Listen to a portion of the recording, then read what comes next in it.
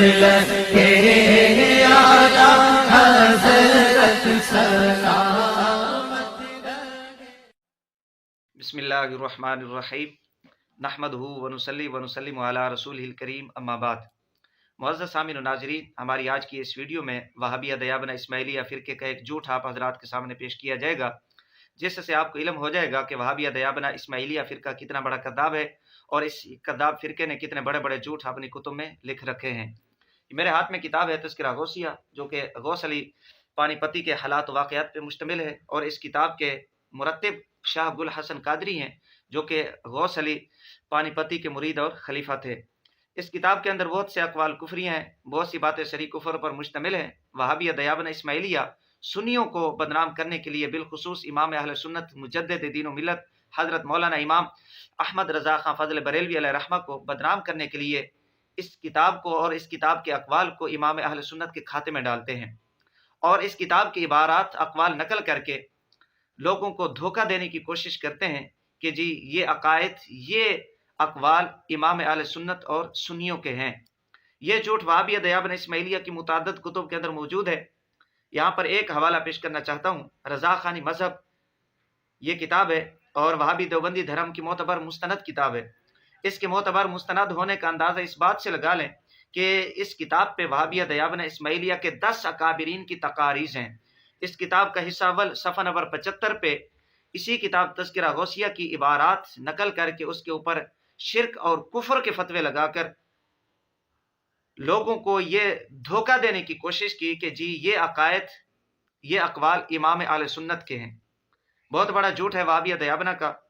لا حول ولا قوت الا باللہ، لعنت اللہ علی الکاذبین، جھوٹوں پر اللہ کی لعنت ہو۔ جبکہ امام اہل سنت رحمہ اللہ کا اس کتاب سے کوئی تعلق نہیں۔ امام اہل سنت اس کتاب کے بارے میں کیا فرماتے ہیں، انہی کی کتاب سے سماعت فرمائیں۔ فتاوی رضویہ شریف جلد نمبر 15 صفحہ نمبر 289 279۔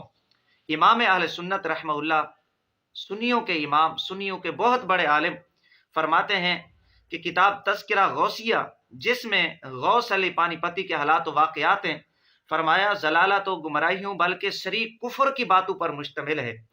ضلالت و گمراہیوں بلکہ شریک کفر کی باتوں پر مشتمل ہے۔ مزید فرمایا کہ ایسی ناپاک بے دینی کی کتاب کا دیکھنا حرام ہے۔ جی امام اہل سنت رحمہ اللہ اسی تذکرہ غوثیہ کے بارے میں فرما رہے ہیں، یہ ضلالت و گمراہیوں اور یہ کفر کی باتوں پر مشتمل ہے، اور اس طرح کی ناپاک کتاب کا دیکھنا بھی حرام ہے۔ اس عبارت سے پتہ چلا کہ امام اہل سنت رحمہ اللہ کا اس کتاب سے کوئی تعلق نہیں ہے۔ جبکہ دوسری طرف ہم دیکھیں، وہابیہ دیابنہ اسماعیلیہ فرقے کی یہ معتبر مستند مقبول کتاب ہے تذکرہ غوثیہ۔ یہ حضرات چونکہ اس کتاب کی عبارات واقعات پہ فتوے لگا چکے ہیں، جس طرح رضا خانی مذہب کے اندر انہوں نے فتوے لگائے عبارتیں نقل کر کے، دوسری طرف ہم دیکھیں یہ اس جھوٹ کے اندر اور ان فتووں میں خود پھنستے ہیں، اس لیے کہ یہ وہابی دیوبندی دھرم کی مقبول معتبر مستند کتاب ہے، اور ان حضرات نے اس کتاب کو شائع بھی کیا ہے اور اس کتاب کے واقعات نقل کر کے استدلال بھی کیا ہے۔ مجاذیب کی پر اسرار دنیا وہابی دیوبندی دھرم کی کتاب ہے، لکھنے والے روح اللہ وہابی دیوبندی اسماعیلی ہیں۔ صفحہ نمبر 33 اور 39 پہ اسی کتاب تذکرہ غوثیہ کی عبارات واقعات نقل کر کے استدلال کیے۔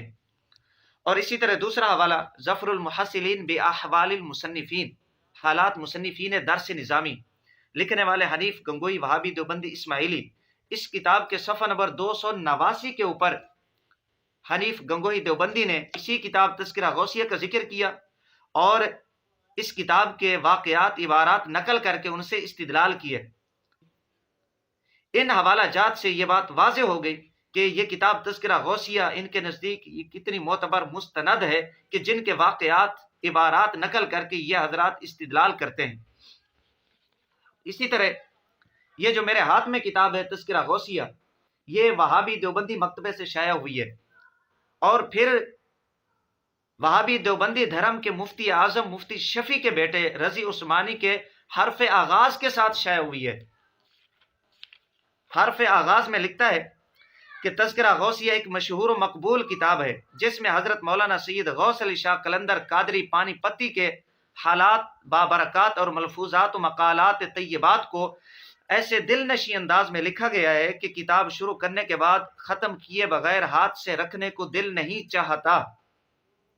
جی، جس کے اقوال کو نقل کر کے ان کے اوپر شرک اور کفر کے فتوے لگاتے ہیں، یہ رضی عثمانی مفتی شفیع کا بیٹا کہتا ہے کہ یہ ملفوظات طیبات ہیں، جن کے اوپر کفر اور شرک کے فتوے لگاتے ہیں انہی کو طیبات کہتے ہوئے شرم نہیں آتی تم لوگوں کو؟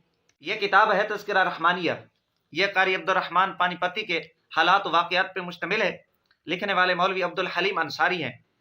اس کتاب کے صفحہ نمبر 72 کے اوپر حیران ہو جائیں گے آپ کہ جس کتاب کی عبارات، واقعات نقل کر کے، اقوال نقل کر کے وہابیہ دیابنہ اسماعیلیہ فرقہ شرک اور کفر کے فتوے لگا چکا ہے، اسی کتاب کے متعلق اور اس کتاب کے مرتب کے متعلق یہ کیا لکھتے ہیں؟ صفحہ نمبر 72 ہے، آپ ذرا سماعت فرمائیے۔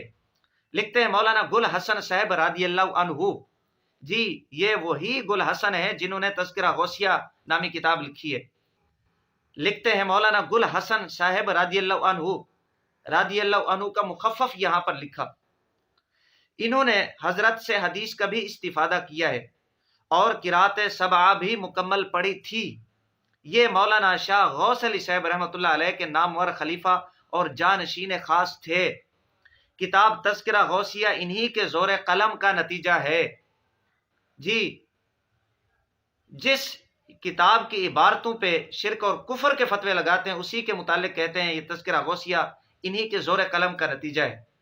یہاں سے آپ اندازہ لگا لیں کہ تذکرہ غوثیہ نامی کتاب وہابیہ دیابنہ اسماعیلیہ دھرم کے اندر کتنی معتبر مستند کتاب ہے۔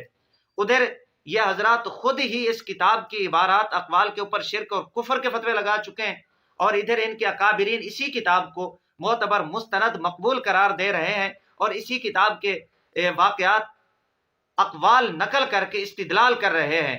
تو یہ وہابی دیوبندی حضرات خود اپنے ان شرک اور کفر کے فتووں کی زد میں آ جاتے ہیں۔ مسلک کے آقا حضرت سلام